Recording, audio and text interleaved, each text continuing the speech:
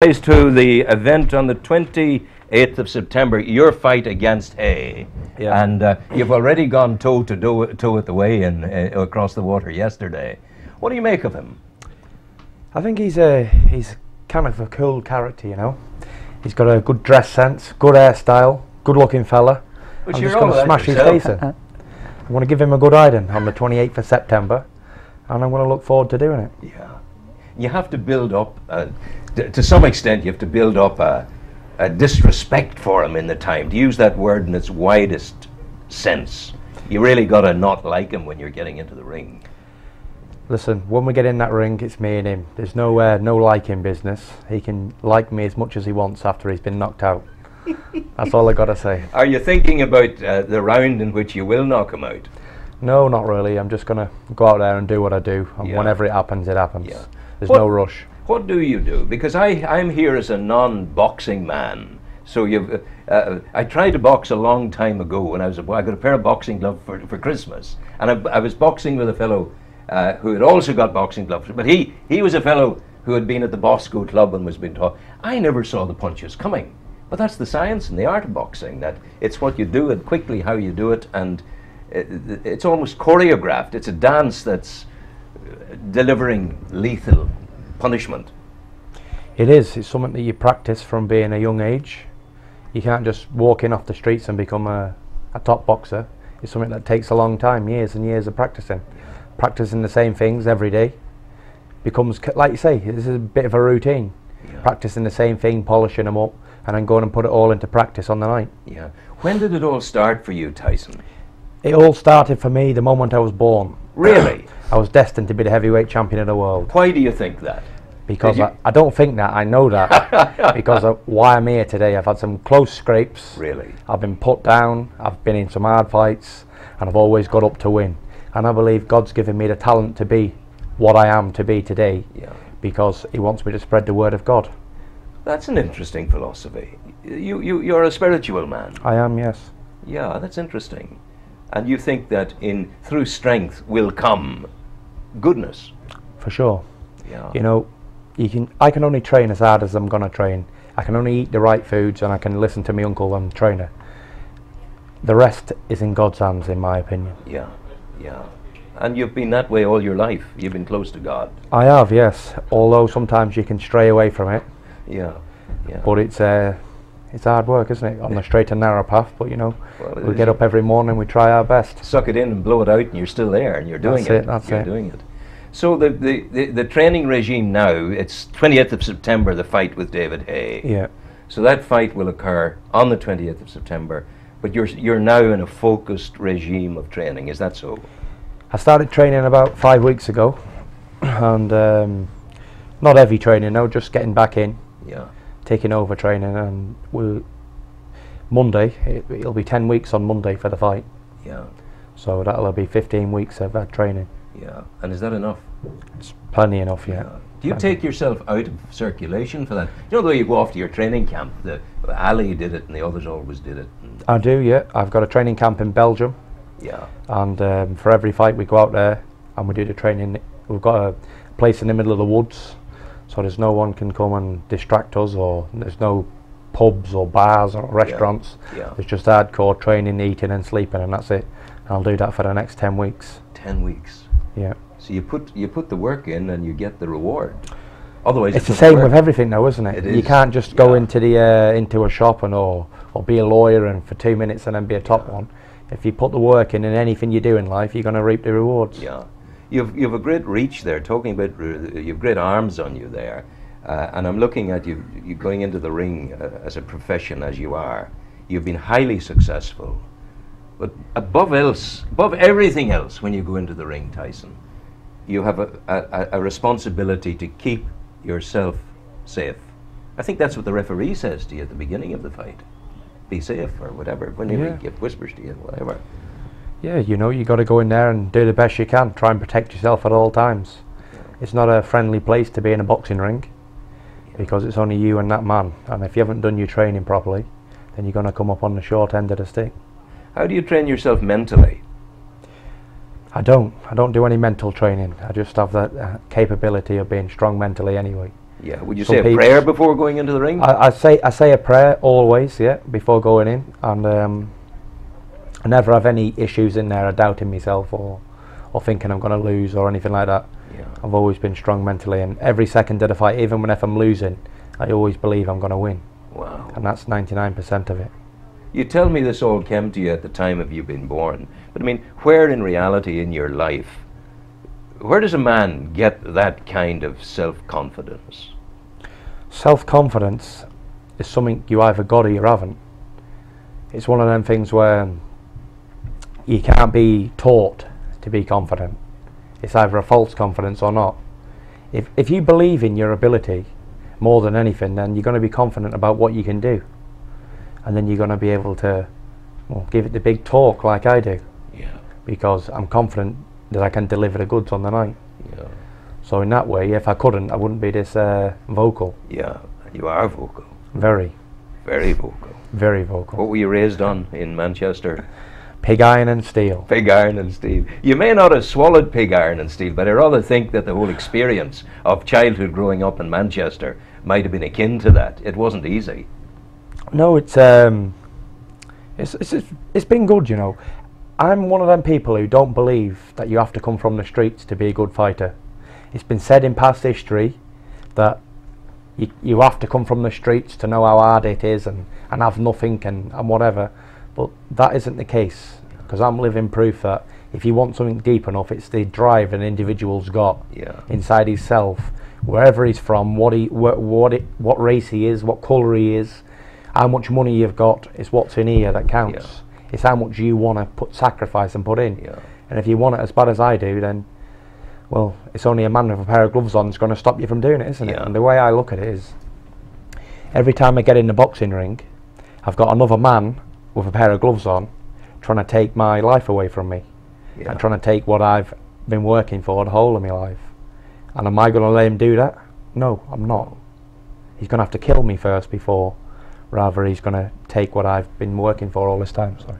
What do you think of this guy? We've talked about him being a celebrity fellow, going off into the bush and all of that.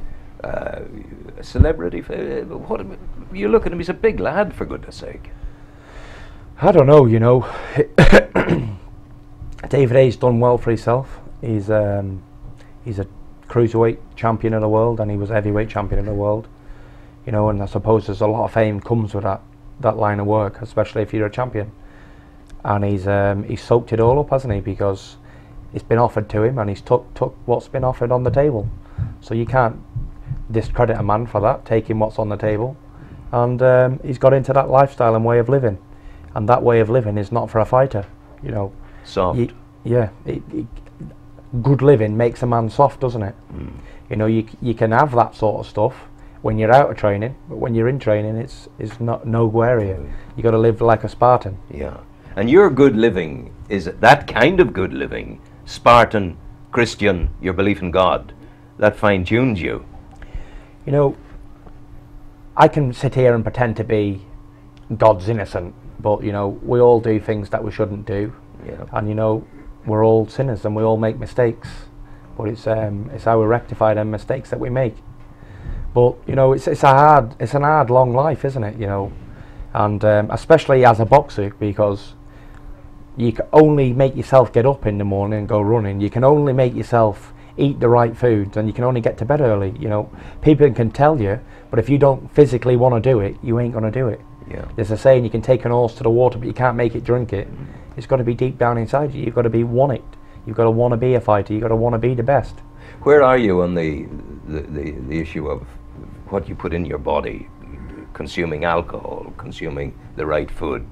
Are you a drinking man?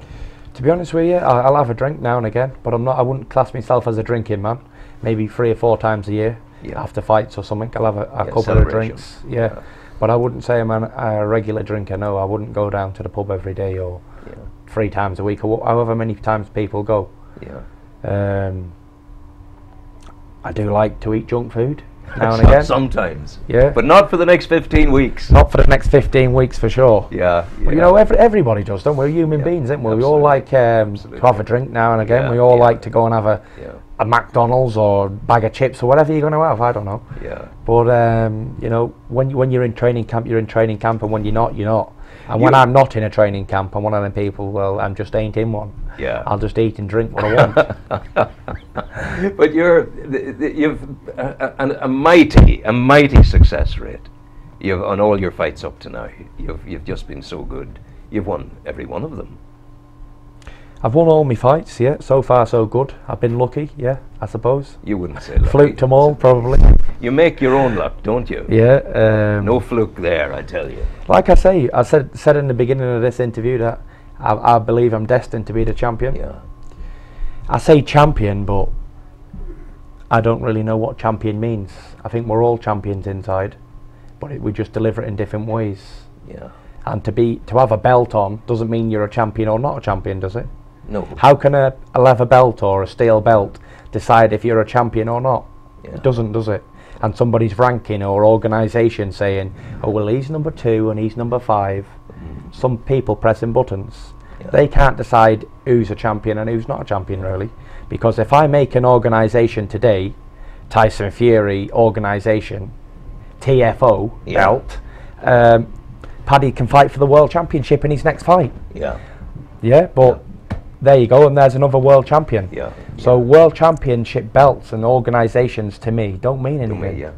It's the company you've mixed in. It's the level you've mixed at. And your influence on people. Exactly. That's what makes you a champion. Exactly. And you the know, change for positive that you make in the world. for sure. You're hugely tuned into very philosophical concepts.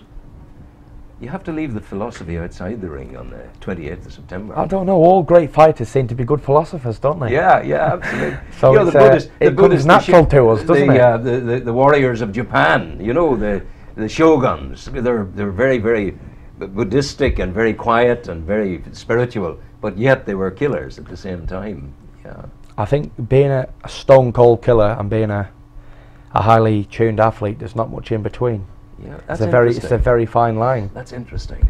Because you know it's like I say, the fine line can tip you over the edge sometimes, and you just go into that kill zone. Yeah. And it's kill or be killed. Yeah. You know, I believe boxers are modern day gladiators, like was in the Roman days when they were fighting each other with a sword and a knife, and people clapped in the crowd for a kill. Yeah. And that's the same kind of thing today, because people pay money to see two men punch the shit out of each other. Forgive me for swearing. No, you're fine. And do damage to each other, and the more damage you can inflict on your opponent, smash his face in, knock his nose off, whatever you can do to him, then people like you more. You do. Knock him down to the floor 5 or 6 times, make blood come out of his nose and ears, then you're a good man. Yeah.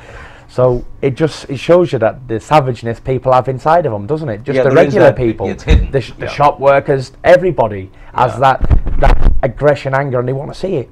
Because there's nothing like a good fight that can make people's juices start pumping, is it? Yeah, you got it. Well, what do you know about this? We've talked about his persona, and we've talked about his desire for celebrity and all of that. But physically, how are you going to tackle him in the ring? Have you you have a strategy, which you can't talk about. But I can talk about it because there's no secret. Right. Because everybody knows what I can do and what I can't do and what I do every time. So David A's 6'2", I'm 6'9". David A's 15 pounds, I'm 270 pounds. I'll convert that to stones for you. Yeah. I'm 19 stone and he's 15 stone. Wow. So I've got to use my size and advantage to make it win for me. And that's what I'll do. I'm going to try and go in there and bully him around the ring. Use the bigger man's attributes rather than just going in there and playing around boxing like they usually do. Yeah. And everyone who's fought David A is quite scared of his power. You know, he's got 22 knockouts out of 24 wins, so he's a very big puncher.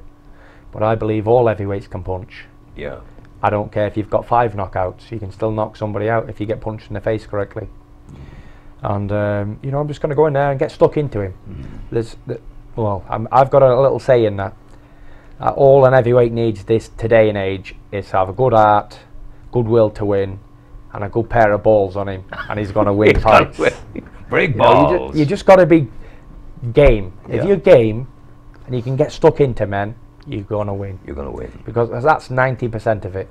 All the boxing techniques and skilled athlete boxing and whatever they've practiced in the gym, when somebody's on top of you, a big man like me, ripping hooks into your body and your head, it all goes out the window and you go in survival mode. You do. And you, like he said to me yesterday at the press conference, he said, he said, Tyson's very predictable. I said, I said, I'm a dog and you're a cat. I said, a dog will show you what he's going to do. He'll either bark or show you his teeth before he bites you. But a little slimy cat like you will sneak up and scratch your face off. I said, but listen, he said, but I'm a sniper. He said, I'm like one of them people who's 2 miles away and it'll snipe you from a distance. I said, but there's one thing wrong here. I said, you ain't a mile away. I said, you're in a 20-foot circle. Square circle. You're in the Coliseum. You're in it. Yeah. So you got to be in it to win it. And if he's in front of me, and being in a 20-foot room is in front of me. So he can run, but he can't hide. There's no I detect it. I feel it from you. There's absolutely no fear within you. There's not. There's not. Definitely not. Irish blood, English heart. And this man beside you, he's fighting tonight, and he'll be on your bill on the 28th as well. Yeah, Paddy Murphy. Yeah. I think I have to sort of study a bit of philosophy. I'm a bit overawed here. Well, this man is a huge man. It's amazing. But you're building all the time. You have a way. You're doing great things in Australia, and you like the style of this boy, Tyson. You know, his dad and his mum is very good friends of ours. Yeah. And I've got the utmost respect for him. And this is the first time I've met Paddy. Yeah. And it's nice to meet him. His dad talks a lot about him and that. And it's going to be the first time I'm going to see him fight live tonight. Yeah. He's got a good hard fight in Peter McDonough. Yeah. And I'm sure he can come through it. You know. Yeah. It's one of them things where you got to have good fights when you're coming up. He's had how many fights you had now? This is my 10th. 10th fight. So he's getting there now. He's almost on title, fighting for titles soon. So hopefully he might be able to get a title fight on my bill. That'd be great. That'll be great. But I wish him all the luck in the world for tonight. And I wish the both of you all the luck in the world. And I love the style. I love the cut of your jib, as we say in sailing parlance. You have a good, a lovely attitude. I can't believe you're a fighter because, well, maybe that's the. Is it because I'm so sexy? Wow! I tell you, there's a gentleness with about his beard. You. Yeah. Do you grow the beard and make yourself tough for the fight? No. You know what it is? I grow this beard because me and my cousin's got a bet on. who cuts the beard first? Who cuts first? Owes the other one a dinner out. So yeah, we're having a competition who can grow it the longest. Sean, stay with us. Sean's going to play some music now, and we have two fabulous young people who will be playing tonight after your fight, Paddy, in Dundalk. They're going to entertain us presently, so you might want to just stretch your legs once we get into the music, and then we'll hear our friends coming from the world of musicality, and we'll all be good. Good luck on the 28th. Thanks for coming in. Come on. You. Paddy, good luck to you. Take care. Thank you. All the best to you. Music, maestro.